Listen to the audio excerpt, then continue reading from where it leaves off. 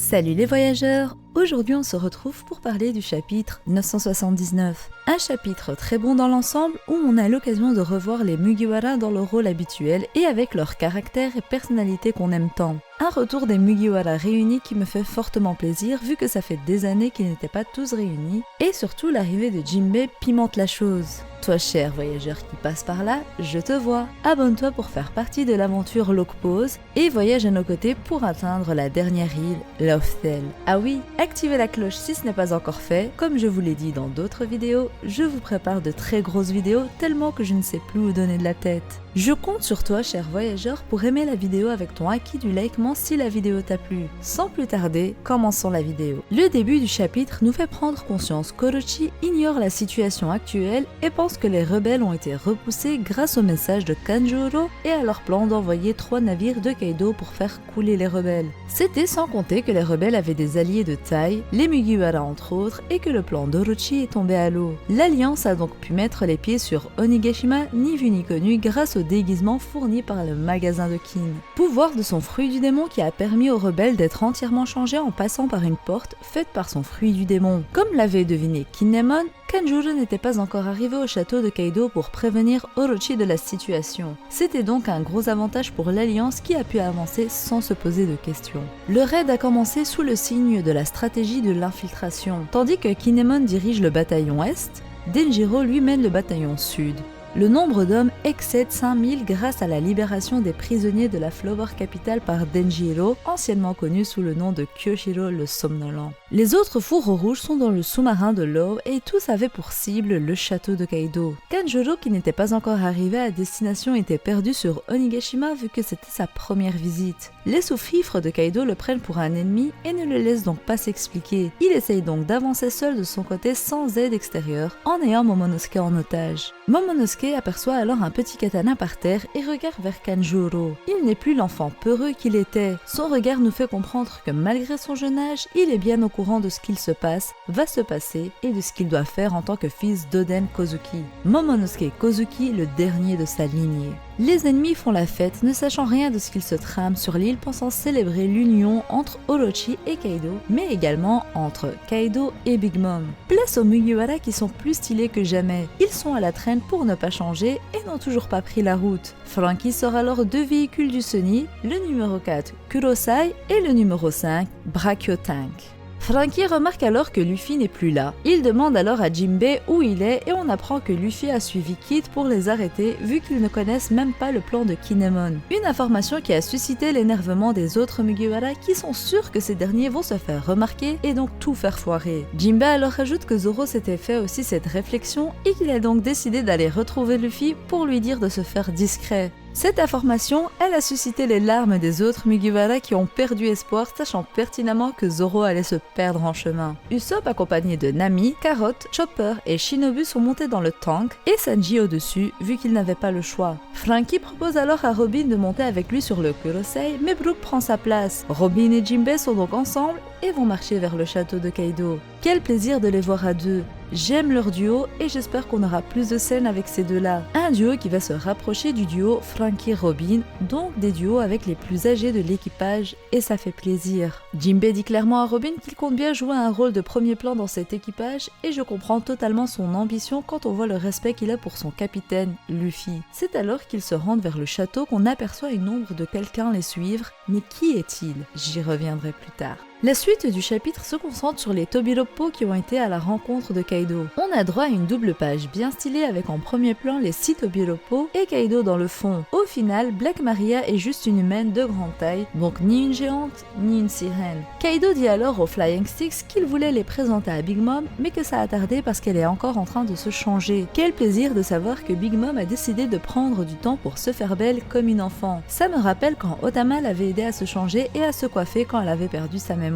Bref, revenons à nos Tobiroppo. Kaido leur dit alors que c'est pas lui qui les a convoqués et on apprend que c'est King qui les a appelés avec le nom de Kaido car sinon il ne se serait pas montré, en particulier Who is Who et Sasaki. On apprend alors que les Tobiroppo étaient tous anciens capitaines d'équipage et qu'ils visent le poste d'Okanban, donc les postes de King, Queen et Jack.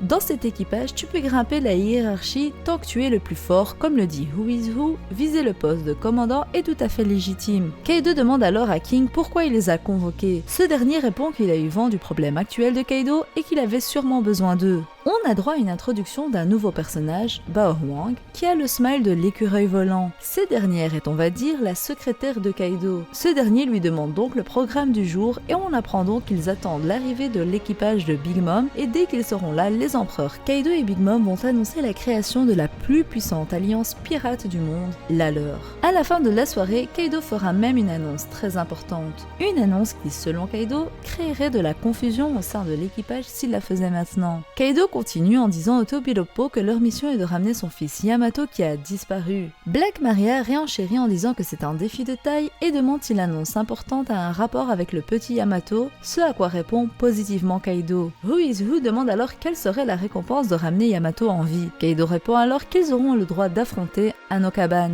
Il demande alors à King et Jack si ça ne les dérange pas, ce à quoi ces deux-là répondent sans hésitation que pas du tout. Who is Who sourit de manière très confiante et j'aime voir ce genre d'ambiance dans l'équipage, au final un peu comme l'était l'équipage des Rocks, où les membres ne sont pas liés par une amitié ou autre, mais doivent juste respecter le plus fort. Beaucoup sous-estiment Jack, mais je tiens à signaler qu'il s'est battu 5 jours et 5 nuits contre Inuarashi et Nekomamushi et qu'ils n'ont pas pu le battre alors qu'ils avaient chacun 12 heures de repos, contrairement à lui. Beaucoup avancent aussi l'argument qu'Ashura Doji l'aurait battu, chose qui n'est jamais arrivée dans l'œuvre. Il l'a juste blessé en le prenant par surprise, sachant qu'Ashura Doji lui-même dit ne pas vouloir mourir à ce moment-là. Au final, Jack est très sous-estimé et c'est bien dommage. Et si Who is Who venait à le vaincre, ce serait l'occasion pour Sanji d'avoir un adversaire à sa taille. Pour ma part, j'aimerais que ce soit Sanji qui combatte Who is Who et pas forcément Zoro vu qu'ils ont des katanas tous les deux. On a très bien vu via les brefs combats entre Zoro et Sanji qu'un épéiste peut combattre un non-épéiste et inversement. Sachant qu'on ne sait pas si Who is Who se repose uniquement sur son katana dans son style de combat ou pas. Le chapitre s'ensuit avec l'arrivée de Luffy au banquet et demande à propos de Kid au sous-fifre de Kaido.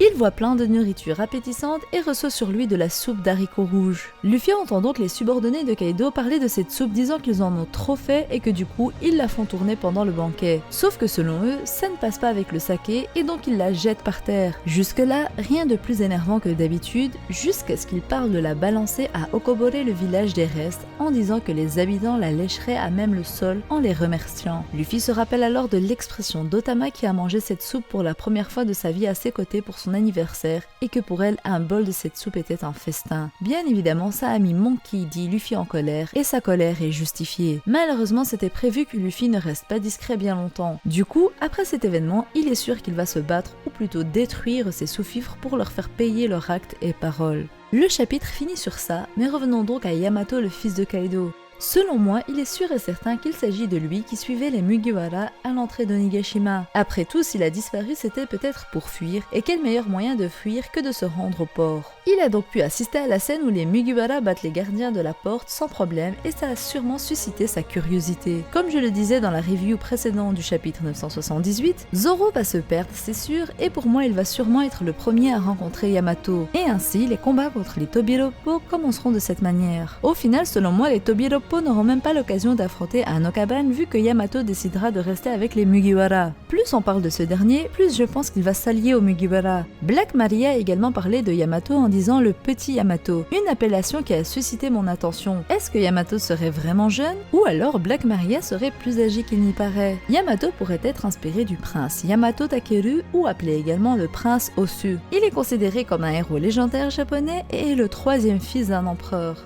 Yamato avait un jumeau de base, mais étant donné que ce dernier avait fauté, il lui a arraché les bras et les jambes, les avait enveloppés dans du tissu, puis jetés au loin. Un acte qui montrait que Yamato Takeru était sans pitié même envers son propre frère jumeau, ce qui l'a amené à être exilé par son père. En chemin d'une quête, Yamato s'est travesti pour mener à bien sa mission. Son katana était fait de métal avec une lame en bois. Il était considéré comme fourbe, brutal, rusé. Ainsi on peut se dire qu'Oda a décidé de s'inspirer de ce personnage considéré comme fourbe, rusé et brutal pour créer le personnage de Yamato, le fils de Kaido. Si c'est le cas, on pourrait alors se dire que Kaido n'a pas que Yamato comme fils et qu'il en a deux autres. 2 autres qui sont probablement à ses côtés sans rechigner. Selon moi, Yamato pourrait avoir l'âge de Luffy. J'aimerais bien qu'il soit quand même adulte et pas que ce soit un enfant de l'âge de Momonosuke. Sa présence alors au sein des Mugiwara apporterait une plus-value si ce dernier s'avère utile pour une quelconque raison. Sachant également que selon certaines légendes, Yamato possédait le katana Ame no Murakumo no Tsurugi que Susanoo avait retrouvé dans le corps du serpent à 8 têtes Yamato no Orochi, ou encore le katana Kusanagi no Tsurugi selon certaines légendes. Ainsi on peut se dire que Yamato, fils de Kaido, serait également en possession d'un de ces katanas légendaires et donc serait un samouraï redoutable. Dans ce cas, quelle serait l'annonce importante que Kaido ait à faire sur son fils Yamato? Pour ma part, je ne pense pas que ce soit un mariage arrangé avec une fille de Big Mom pour sceller leur alliance, car les hommes qui épousent les filles de Big Mom doivent quitter leur équipage et être dans l'équipage de Big Mom. Dans le cas où ils ne le font pas, c'est comme si tout leur équipage était sous le joug de Big Mom et Kaido refuserait les 2 cas, sachant que leur alliance n'est pas éternelle et qu'elle n'est là que le temps qu'ils détruisent leur ennemi commun. Pour ma part, je vois bien une annonce d'un héritage pour dire que Yamato sera le successeur du rôle de capitaine de l'équipage au sans bête.